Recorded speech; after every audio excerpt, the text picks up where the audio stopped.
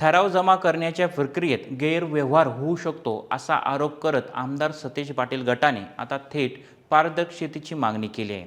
ठराव स्वीकारण्याची संपूर्ण प्रक्रिया CCTV निगराणीखाली व्हावी आणि कोणत्याही माध्यमांमार्फत नव्हे तर संबंधित दूध संस्थेचे अध्यक्ष, उपाध्यक्ष, संचालक, सभासद आणि सचिव यांच्याकडूनच ठराव स्वीकारले जावेत अशी मागणी करण्यात आली आहे।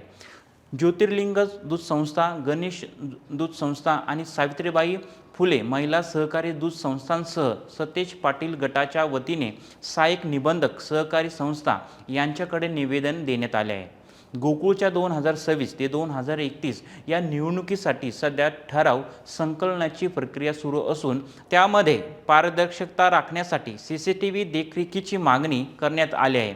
इतकंच नाही तर या मागण्यांकडे दुर्लक्ष झाल्यास संपूर्ण प्रक्रियेविरोधात न्यायालयात जाण्याचा इशाराही देण्यात आला आहे। म्हणूनच आता प्रश्न असा आहे की गोकुळच्या निवडणुकीत आता ठराव पारदर्शकतेचा मुद्दा तापणार का?